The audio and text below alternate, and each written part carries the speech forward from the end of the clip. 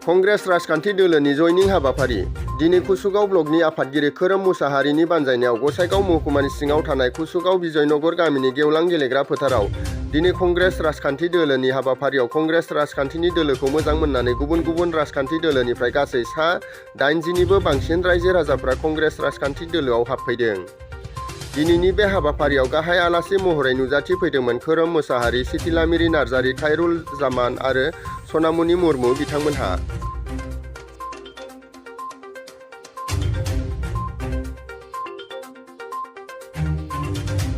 बे social media जेनाखि मिडियाफोर नोंथांमोनखौ गाहाम हामलायनाय आं जासिग्रोदों।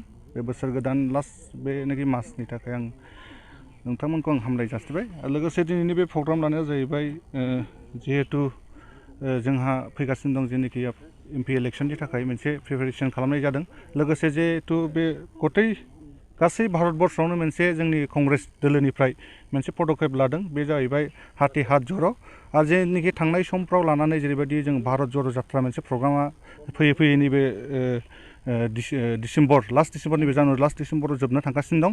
बेजों लोगोसे गोदानै जेनाखि बे हाथि हात जर' प्रग्राम बेखौ जोंनि बे भारत हादोरनि जेनाखि जोंनि आफादगिरि खारगे बिथां, लोगोसे जोंनि राहुल गान्धी सारमोननि बानजायनायावहाय खुंनो थांगासिनो दं।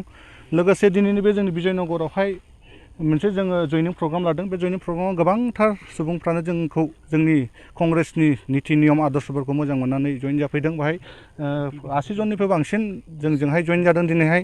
आरो लोगोसे जों बे समावनो दिनैनि जेनाखि जोंनि बिसिडिसि मण्डल कमिटि लोगोसे बुथ कमिटि बेखौबो जों दाफुंबाय। जों जोबोद मोजां मोनदों। लोगोसे फैबाय थानाय समफ्राव बिसोर जोंनो जेरैबायदि खोथा होबाय, फैबाय थानाय समफ्रावहाय जोंनि जानानै कंग्रेस जानानै खामानि मावगोन। फैबाय थानाय समफ्रावहाय जोंजोंनो समानै थांफागोन।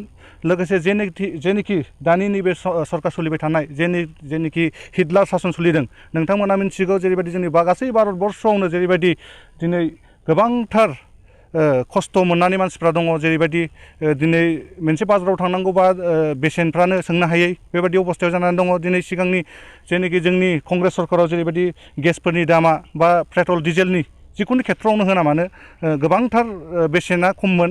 दा जेनाखि बे नैबे सरकाराव जेरैबायदि हाराहास्ति खालामनानै दं मानसिफोरखौहाय, गेसनि दाम सोंनो हाया। दिनै मोनसे सिलिन्डारनि गेसआ दिनैनि बे सरकारनि दिनाव 1200 थाखा, बेनि उनाव 1200 थाखानि गेस सिलिन्डार लाब्लाबो एकाउन्टआवनो फैसा हाबा बेबायदि बिरादथार अजद होदों आरो सुबुंफ्रा। दा बेजों लोगोसे खस्थ' मोनदों। बे नैबे जेनाखि दानि सरकार सासन खालामनायावहाय सोरबा सासे बिक्तिया मोजां स्कुलाव गथ'फोरखौ सोनो हाया, मोजां ड्रेस बायना होनो हाया, बेनिबो गोबांथार अजद दिखांदों आरो गोबांथार सोलायनायखौ जोङो दा नुनो मोनदों। सुबुंफ्रा बुजिदों दिनै कंग्रेसनि निति आदर्शखौ मोजां मोना गोबांथार सुबुङानो दिनै जयेन जादों। आरो जों निस्सय सोलायनायखौ नुनो मोनगोन फैबाय थानाय एमपि इलेक्सननिफ्राय लानानै फैगौ 25सिम जेनाखि MCLA जानानै थांगासिनो जोंनि BTCआव। जों मोनफ्रोमबो बे जोंनि बिटिआर हालामाव जेसेबांनाखि MCLA सिट दं 40टा नङा होमबा, बे 40टायावबो जोंनि MCLAनिफ्राय जोङो केन्डिडेटखौ होगोन जोङो मोनसे सिद्धान्त लादों। फैबाय थानाय समफ्राव नोंथांमोना अबयस्से मिथिगोन आं आसा खालामो।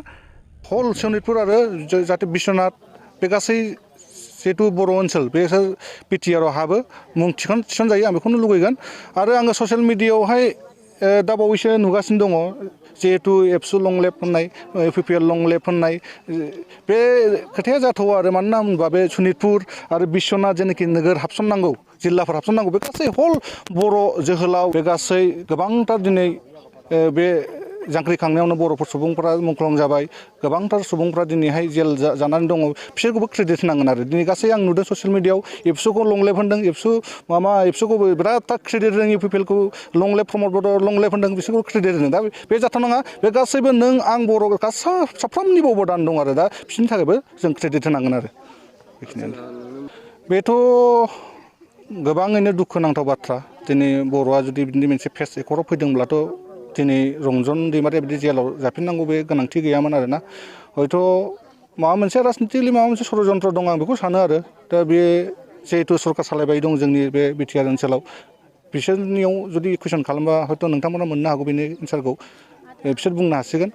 आंनि बेलायाव आंनि जेनाखि सान्थौ आरो बेखिनियाव जिहेतु बर' मोनसे मोजां मोनसे गोरोबथा फेस एकर्ड जालांबाय, बेखिनि समावहाय बिदि जाथावामोन आरो।